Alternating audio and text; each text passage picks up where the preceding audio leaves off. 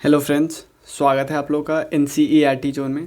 Lucent का general knowledge discuss कर रहे हैं। इसमें हम ज्योग्राफी वाला पोर्शन डिस्कस कर रहे हैं। ज्योग्राफी वाला पोर्शन में कौन सा टॉपिक हम डिस्कस करें वो मैं बता दे रहा हूँ। जैसे हम डिस्कस कर रहे हैं अभी ये सब डिस्कस कर चुके हैं। सोलर सिस्टम वाला पार्ट डिस्कस कर रहे हैं। सोलर सिस्टम में सारा प्लैनेट डिस्कस कर चुके हैं, स्टार के बारे में डिस्कस, मून के बारे में डिस्कस कर चुके हैं, अर्थ के बारे में डिस्कस कर चुके हैं। उसके अलावा इसमें हम जो प्लैनेट के अलावा कुछ और बॉडी है, जैसे बहुत सारे ऑब्जेक्ट हैं, एस्ट्रॉयड, मीटियोरर, मेटेरोइड, इस सब के बारे में हम डिस्कस करेंगे। कॉमेट वगैरह के बारे में डिस्कस करेंगे इसमें। उसके बाद एक वीडियो ये ख़त्म हो गया, उसके बाद नेक्स्ट वीडियो से हमारा स्टार्ट हुआ अर्थ शेप एंड साइज। उसके अलावा ये एक वीडियो इसमें लगेगा। उसके बाद कॉन्टिनेंट जो है, तो कॉन्टिनेंट मैं ऐसे नहीं कराऊंगा कि जैसे बुक में सिंपल दे दिया हुआ, नहीं भाई। जैसे मान लो बुक में दिया हुआ कि स्ट्रेट एशिया में है, इंपॉर्टेंट है दो, स्ट्रेट ऑफ मलक्का और strait of German Bering strait. तो मैं सिंपल ये नहीं बता दूंगा, फिर बताऊंगा सबसे मैं इसमें बताऊंगा कि स्ट्रेट होता क्या है, फिर मैप में दोनों कहाँ पे है ये भी बताऊंगा। तो चलिए शुरू करते हैं। एक और चीज़, आप फेसबुक पेज पे और इंस्टाग्राम पे ज्वाइन कर सकते हो हमारे साथ, और कुछ भी क्वेरी पूछ सकते हो ताकि इससे बहुत फ़ायदा हो। क्योंकि कुछ हम वीडियो जो होता है इंस्टाग्राम का जो आईजीटीवी है उस पर ही अपलोड करते हैं कुछ वीडियो, तो आप उस पर ज्वाइन कर सकते हो। जैसे आपको ज्योग्राफी के लिए एक इम्पॉर्टेंट टॉपिक है कि सारे स्टेट और सारे यूटी के बारे में हमने डिस्कस किया वहीं पे, तो आप वहाँ पे भी जाके चेकआउट कर सकते हो क्या क्या मिल रहा है, क्योंकि बहुत चीज़ें मिलती है वहाँ पे। और उसके अलावा आप ब्लॉग पे जा सकते हो, आप देख सकते हो कि क्या क्या है वहाँ पे। फिर पेटीएम या गूगल पे से कंट्रीब्यूट भी कर सकते हो ताकि हम सस्टेन कर सके और अच्छा से क्वालिटी वीडियो आपके पास ला सके। देखो, एस्टेरॉयड का मतलब क्या होता है? एस्टेरॉयड का मतलब होता है कि बहुत सारा स्टार है, बहुत सारे छोटी छोटी बॉडी है जिसको हम माइनर प्लैनेट बोलते हैं। लेकिन अब क्वेश्चन उठता है कि ये भाई है कहाँ पे, ये है कहाँ पे? सिंपल मैं बता दे रहा हूँ कि हमने प्लैनेट के बारे में डिस्कस किया था। प्लैनेट का जो सन से दूरी के हिसाब से कहाँ पर हमने बोला था कि सन के बाद सबसे बाद मर्क्यूरी आता है, फिर वेनस, अर्थ, मार्स, और उसके बाद जुपिटर आता है। तो मार्स और जुपिटर के बीच जो स्पेस होती है उसी बेल्ट में छोटे छोटे इतने सारे एस्टेरॉयड हमें देखने को मिलते हैं। बहुत सारे एस्टेरॉयड देखने को मिलते हैं। इसको हम एस्टेरॉयड बेल्ट बोलते हैं। क्लियर? एस्टेरॉयड बेल्ट बोलते हैं। ये चारों तरफ घूमते हैं, किसके? अर्थ के चारों तरफ मूव करते हैं। कोई प्रॉब्लम नहीं, इतना समझ गए कि कहाँ पे है। उसके अलावा कुछ फीचर्स हम अभी देखेंगे, लेकिन अभी तो पता चल गया ना कहाँ पे है। अधिकतर ये बिलोंग करते हैं मार्स और जुपिटर के बीच, हमें पता है। ये डेवरिस के बेल्ट होते हैं जो कि असेंबल नहीं कर पाते हैं भाई। देखो, और मेन पता है क्या होता है कि ये असेंबल करना भी चाहते हैं, लेकिन इसके बगल में एक जाइंट प्लैनेट है जिसका ग्रेविटेशनल फोर्स इतना ज़्यादा है कि इनको ठीक से काम भी नहीं करने देता। तो यहाँ पे ये इनका जो छोटे छोटे डेब्रिस होते हैं, डेब्रिस का मतलब होता है छोटा छोटा टुकड़ा, तो टुकड़ा असेंबल होकर प्लैनेट भी बना लेंगे, लेकिन ऐसा नहीं होता है और ये एस्टेरॉयड बेल्ट में घूमते रहते हैं। बहुत सारे प्लैनेट का आइडेंटिफाई किया है हमने, 5,000 से ज़्यादा। तो ऐसा नहीं कि इतना ही है भाई, मिलियंस और बिलियंस ऑफ एस्टेरॉयड होंगे, लेकिन हमें इतना ही हमने खोज किया है। एस्टेरॉयड का शेप अलग अलग होता है, ऐसा नहीं कि सिर्फ स्फेरिकल होता है, एलोंगेटेड भी होता है, इरेगुलर भी होता है। और एस्टेरॉयड जो कि सब अपने ध्यान देना यहाँ पे, जैसे नॉर्मल प्लैनेट की बात करते हैं, नॉर्मल प्लैनेट में रिवॉल्व भी करता है, रोटेट भी करता है अपने एक्सिस पे, सेम एस्टेरॉयड भी वही होता है। तो एस्टेरॉयड भी हम ऐसा बोल सकते हैं, कुछ एस्टेरॉयड फ्यूचर का प्लैनेट होगा, ध्यान देना, कुछ एस्टेरॉयड फ्यूचर प्लैनेट हो सकता है।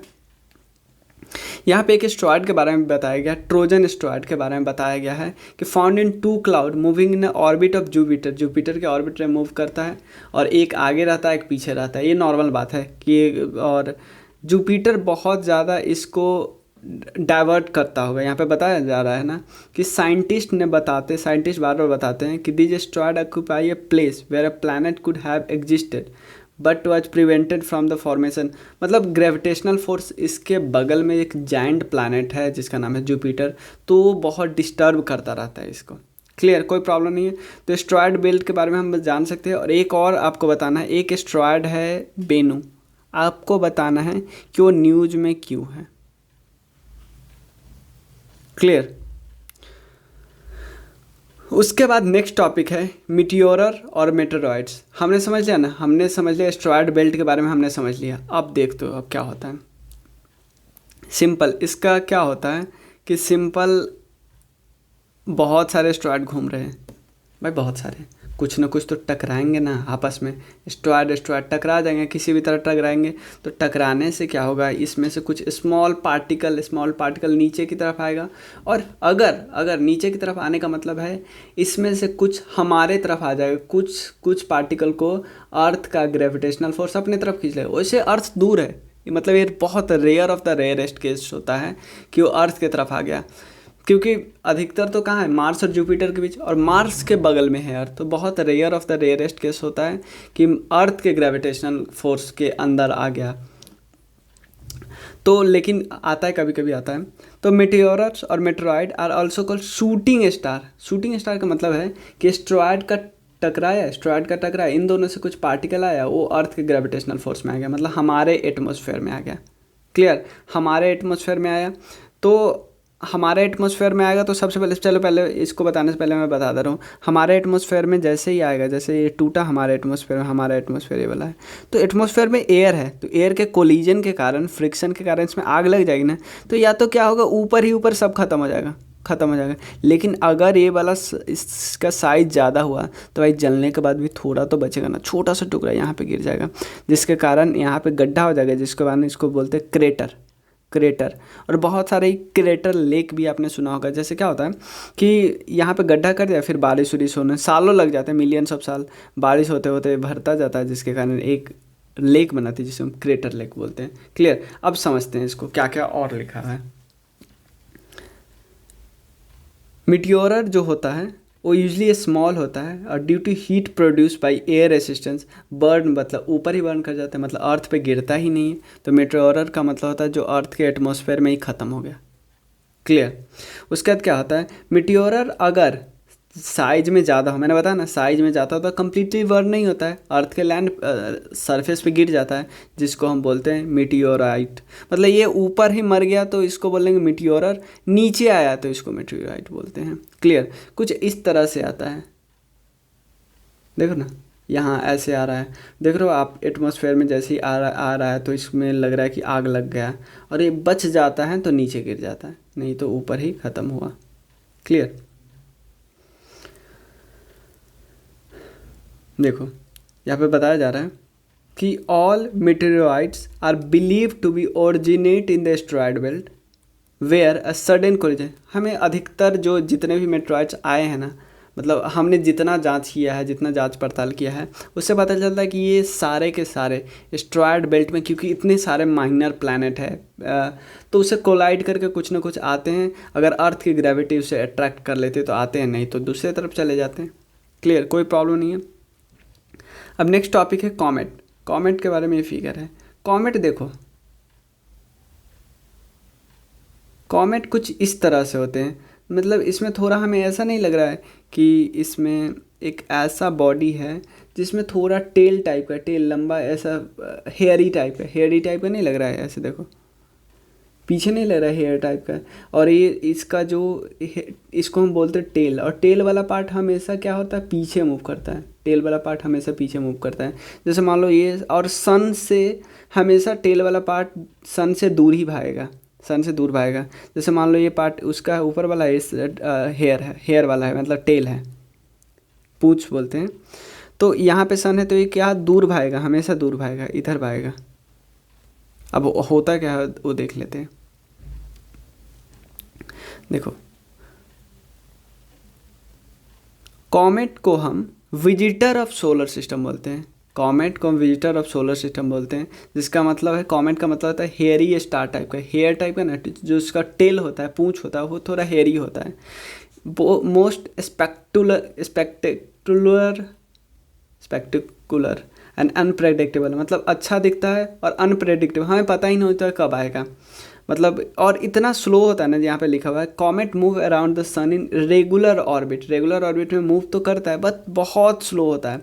और क्योंकि ऐसा होता है, जैसे मान लो एग्जांपल लेते हैं, इसका पाथ बहुत एलोंगेटेड होता है, इसलिए बहुत टाइम इसको लग जाता है, thousands of year, even hundreds और थाउजेंड्स ऑफ ईयर लग जाता है इसको रिवॉल्व करने में। क्लियर, कॉमेट बना किस किस चीज़ से होता है, जैसे बना होता है फ्रोजन गैसेस से, मतलब गैसेस ऐसा जो फ्रीज किया हुआ है, जो 0 डिग्री टेम्परेचर पे है, जीरो या लेस देन 0 डिग्री सेल्सियस पे फ्रीज नहीं हो जाता है, और ये फ्रोजन गैस जो होता है वो अपने साथ बहुत रॉकी एंड मेटालिक मटेरियल को होल्ड करके रखता है साथ, लेकिन जैसे ही होल्ड करके रखता है, लेकिन जैसे ही सन के पास आता है तो फ्रीज वाला जो पार्ट है वो धीरे धीरे कन्वर्ट हो जाने लगेगा ना लिक्विड गैस में। तो इसलिए हमें ऐसा दिखेगा कि ये गैस अब दूर भाग रहा है, तो ये हमें टेल टाइप के फॉर्म में दिखने लगेगा। ये वाला मेटालिक पार्ट, और मेटालिक पार्ट में अभी फ्रोजन वाला पार्ट, लेकिन जो पार्ट हेयरी होगा, मतलब जो पार्ट जो फ्रीज से जैसे मान लो जो आइस टाइप का टुकड़ा है, आइस को अगर आइस को गर्म किया जाए तो ये धीरे धीरे गर्म होकर पहले पानी बनेगा फिर गैस बनेगा ना, तो गैस को ऐसे हमें दिखेगा। ए कॉमेट बिकम्स विजिबल हमें तभी होता है जब वो क्लोज होता है सन के, नहीं तो हमें नहीं दिखता है। इट आइस मेल्ट करता है और गैस में कन्वर्ट होता है। Dust is swept back into the tail, सारा डस्ट होता है उसके टेल में दिखने लगता है, ऐसे ऐसे बढ़ने लगता है। Tail always point away from the sun, मतलब सन से हमेशा दूर ही भागने का ट्राई करता है। फीचर्स क्या है? Comet is characterize by a long luminous tail, ये तो हमने देख ही लिया। विजुअल कब होता है? जब ऑर्बिट सन के से पास करती है। क्लोज टू सन होते हैं तो आइस मेल्ट कर जाता है। To head of a gas is called coma, मतलब ये जो गैस होती है, गैस टेल में दिखने लगती है, उसको कोमा बोलते हैं। Sun radiation shift this gas tail into a gas tail, dust particle are always swept back to the dust tail. ये नॉर्मल हमने जो देखा था वही बात है। अब नेक्स्ट है स्टार के बारे में डिस्कस करने। स्टार के बारे में हम ऑलरेडी बहुत कुछ डिस्कस कर चुके हैं कि एक स्टार ऐसा होता है जिसका अपना लाइट और अपना हीट होता है और ये किसी और पे लाइट और हीट के लिए डिपेंड नहीं करता है। तो स्टार और heavenly body hot burning gases से बना होता है और शाइन करता है अपने लाइट से। क्लियर? स्टार, यहाँ पे देखो बहुत इंपॉर्टेंट चीज़ लिखा हुआ है कि 2 स्टार है, ठीक है। हमें लगता है कि दोनों स्टार का रिलेटिव पोजीशन कांस्टेंट है, ठीक है, दोनों स्टार का रिलेटिव पोजीशन कांस्टेंट है। अगर मतलब कांस्टेंट हमें लगता है भाई, अगर थोड़ा बहुत इधर चेंज भी करेंगे तो इतना दोनों के बीच डिस्टेंस होता है। जैसे मान लो हम दोनों के बीच डिस्टेंस है, आप यहाँ पे हो मैं यहाँ हूँ, हम दोनों के बीच डिस्टेंस है ऑलमोस्ट 100 मीटर। आप 1 इंच खींच सक रहे हो, मैं 1 इंच खींच सक रहा हूँ, पता भी चलेगा कि हम दोनों ने अपना जगह चेंज किया है? नहीं पता चलेगा ना। सेम यही इनका है कि ये लोग इतना बिलियन लाइट ईयर दूर होते हैं, जैसे इतना बिलियन लाइट ईयर दूर होते हैं कि पता भी नहीं चलता है। अकॉर्डिंग टू नासा के हिसाब से जो हमारा सबसे नज़दीक वाला जो स्टार है सन के बाद, सन तो हमारा अपना है, सन के बाद जो सबसे नज़दीक है उसका नाम है प्रॉक्सिमा सेंटाउरी, जो हमसे दूर है 4.24 लाइट ईयर दूर। लाइट ईयर होता क्या है पता है? लाइट ईयर एक डिस्टेंस का यूनिट है, डिस्टेंस का। लाइट ईयर टाइम का यूनिट नहीं, एयर से हम टाइम नहीं सोचना। देखो लाइट ईयर का मतलब होता है लाइट जो 1 साल में जितना डिस्टेंस ट्रैवल करेगा ना उसको लाइट ईयर बोलेंगे। लाइट जो डिस्टेंस ट्रैवल, और लाइट की स्पीड क्या होती है? 3 × 10⁸ मीटर पर सेकेंड। 1 सेकेंड में इतना, तो अब 60 मिनट में कितना, 1 आवर में कितना, 24 आवर में कितना। अब इसको 365 से मिला कर यही होता है लाइट ईयर का फॉर्मूला। क्लियर? यही होता है लाइट ईयर का फॉर्मूला। उसके अलावा पोल स्टार, ये बहुत सारा और छोटे छोटे स्टार के बारे में बताया गया है। छोटे छोटे नहीं, मतलब स्टार के बारे में एग्जांपल दिया हुआ है। कुछ स्टार के बारे में हम फैक्ट देखते हैं, मतलब स्टार के बारे में कुछ फैक्ट देखते हैं। सबसे पहले बहुत सारे स्टार है, ऑलमोस्ट 10⁻22 स्टार है यूनिवर्स में, लेकिन हमें कहीं भी जैसे हम किसी भी प्लेस पे हो तो हमें एटलीस्ट 2000 स्टार तो दिखते ही है रात के समय में। नहीं तो यहाँ पे बताया गया हुआ है कि 4000 स्टार हमें नॉर्दर्न हेमिस्फीयर से देखते हैं, 4000 हमें सदर्न हेमिस्फीयर पे देखें, लेकिन किसी पॉइंट पे, लेकिन 2000 एटलीस्ट तो हमें देखेंगे ही किसी भी पॉइंट से। और कॉन्स्टलेशन, अब नेक्स्ट है कॉन्स्टलेशन। कॉन्स्टलेशन क्या होता है कि भाई आपको क्या लगता है कि स्टार ऐसे बिखरा पड़ा रहता है? नहीं भाई, स्टार कोई ना कोई फॉर्मेशन, कोई ना कोई पैटर्न में रहता है। जैसे आप ऐसे स्टार है तो अब लोग वो ट्रायंगुलर है, ऐसे ऐसे ऐसे ऐसे, ओ क्या बोलते हैं इसको, रेक्टेंगुलर है। तो आप अर्थ स्टार कैसे इस्टाब्लिश है, कैसे है, तो उससे हम उसको पैटर्न बना लेते हैं, यही पैटर्न को बोलते हैं कॉन्स्टेलेशन। तो कुछ कॉन्स्टेलेशन का नाम यहाँ पे दिया हुआ है, जैसे उर्सा मेजर, जिसको हिंदी में हम सप्तर्षि बोलते हैं। उसका उर्सा माइनर, जिसको हम मत्स्य बोलते हैं। ओरियन है, जैसे मृग बोलते हैं। ड्रैको है, जैसे हम काल्य बोलते हैं, ड्रैगन। और उसके अलावा जो 12 जोडिक साइन होता है ना, ये भी कॉन्स्टेलेशन का ही नाम है, जैसे स्कॉर्पियो, एराइज, लौरिस, लाउरुस। उसका जेमिनी आपको पता है, कैंसर, लियो, विर्गो, लिब्रा, ये सब आपको पता ही है। उसका गैलेक्सी क्या होता है? गैलेक्सी सिंपल है, देखो सबसे बड़ा यूनिवर्स में बहुत सबसे बड़ा समझे सबसे बड़ा यूनिवर्स में बहुत सारी छोटी छोटी गैलेक्सी में बहुत सारे स्टार में बहुत सारे प्लैनेट के आसपास बहुत सारे सैटेलाइट, यही तो है सबसे छोटा बॉडी ऐसे है। तो गैलेक्सी क्या है?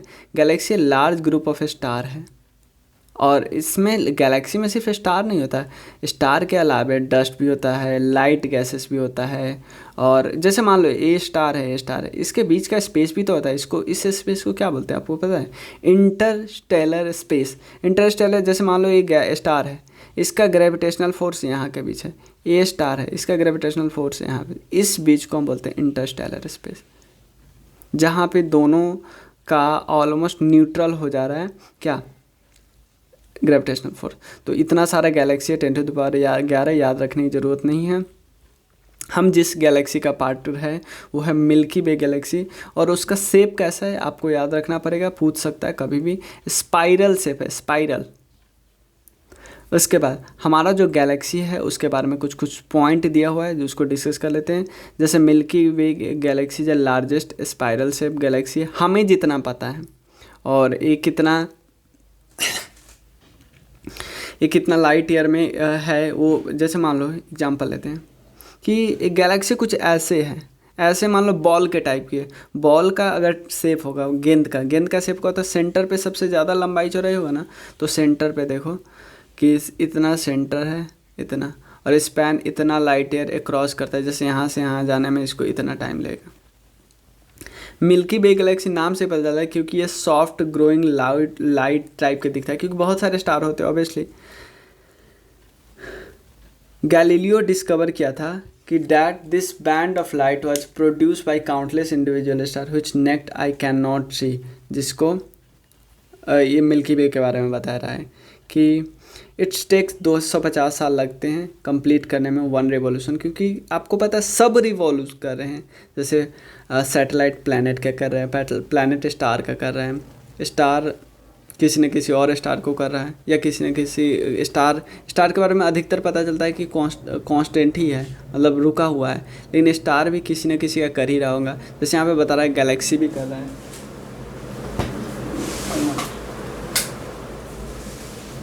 उसका एंड्रोमेडा के बारे में क्या है कि सबसे जो हमारा गैलेक्सी है ना मिल्की वे, उसका पड़ोसी है। सबसे पड़ोसी गैलेक्सी कौन है? एंड्रोमेडा। ये भी उसी तरफ दिखता है, फजी पैच लाइट दिखता है, और ये भी स्पाइरल ही है। क्लियर? उसके बाद यहाँ पे बताते हैं कि एक और along with the Milky Way it belongs to a group of galaxy known as local group which is turned part of Virgo cluster of group। देखो मैं आपको सिंपल बताता हूँ कि एक गैलेक्सी है, दूसरा तीसरा बहुत सारा ऐसे गैलेक्सी मिलेगा। जैसे इसमें मिल्की वे भी है, इसमें एंड्रोमेडा भी है, ये सब मिलके एक ग्रुप बनाता है जिसका मतलब है लोकल ग्रुप। और लोकल ग्रुप भी मान लो ये लोकल ग्रुप है, और ऐसे ऐसे बहुत ग्रुप मिलेगा तो इसको बोलते हैं विर्गो क्लस्टर। क्लियर? कोई प्रॉब्लम नहीं है। तो विर्गो क्लस्टर भी किस टाइप का? विर्गो क्लस्टर को एक कॉन्स्टेलेशन बोल सकते हैं। किसका? कॉन्स्टेलेशन गैलेक्सी का। बहुत सारे स्टार मिलके कॉन्स्टेलेशन बनाते थे ना, तो बहुत सारे गैलेक्सी मिलके, भले इसके अंदर स्टार है बहुत सारे कॉन्स्टेलेशन मिलके, बहुत सारा गैलेक्सी मिलके हम क्या बना सकते हैं? क्लस्टर बना सकते हैं। क्लियर? उसका नेबुला के बारे में, nebula huge Interstellar cloud of the gases था, जिससे हमारा सब कुछ का फॉर्मेशन हुआ है। इवन स्टार का, प्लैनेट का, गैलेक्सी का। सबसे पहले आपको पता है, ये वाला मैं आपको पहले ही बता चुका हूँ कि सबसे पहले गैस का वो था, फिर वो रोटेट करते करते आपको जो हाइपोथेसिस बताया था दो बिग बैंग वाला, वो आप देख सकते हो, वीडियो देख सकते हैं। नेबुला और ह्यूज इंटरस्टेलर क्लाउड है जिसमें गैसेस है, डस्ट है, और एक किस कलर का दिखता है, faint misty patches of light दिखता है। They appear either as a bright luminous cloud और a dark patches against the brighter background. या तो ब्राइट दिखता है तो डार्क दिखता है। Nebula depends on the its luminosity upon the presence of, obviously उसमें लुमिनियस हमें दिखता है या थोड़ा लाइटेड दिखता है, सिर्फ एक ही कारण है स्टार का। स्टार अगर एक्सट्रीमली हॉट है तो the hydrogen in the nebula is ionised and emitted certain amount of lights. मतलब अगर भाई यहाँ पे बहुत इंपॉर्टेंट पॉइंट है कि जो नेबुला से लाइट इमिट होता है उसका कारण है कि स्टार बहुत हॉट है, मतलब गर्म है, और the hydrogen of the nebula, जो हाइड्रोजन है वो आयोनाइज हो जाता है। अगर स्टार हॉट नहीं है तो नेबुला साइन करता है सिर्फ और सिर्फ रिफ्लेक्शन के कारण। देखो, एक होता है नॉर्मल साइन करना, जैसे मान लो एग्जांपल लेते हैं कि हमें चंद्रमा क्यों दिखता है, क्या चंद्रमा के पास अपना लाइट है? नहीं भाई, चंद्रमा के पास लाइट नहीं है, चंद्रमा के पास लाइट रिफ्लेक्ट होके आती है सन से, तब हमें चंद्रमा दिखता है। तो चंद्रमा चमकती है किस कारण? अपने रिफ्लेक्शन के कारण, ना कि उनके पास अपना लाइट है। यहाँ पे बताया, if there is no suitable star the nebula does not shine and remains dark and can be detect only because it blot out of the light in the star beyond. मतलब star के पीछे जो lighted होता है उसके कारण दिखता है, और अगर स्टार कोई हॉट नहीं हो तो ये हमेशा डार्क ही देखेगा, नेबुला हमेशा डार्क ही देखेगा। ठीक है, नेक्स्ट टॉपिक में, इस टॉपिक में जो बेसिक बातें थी मैं सिंपल बताता रहा हूँ। अब ये थोड़ा दिया हुआ है, अब मैं आपको एक एक चीज़ सिंपल बताते रहा हूँ क्या है।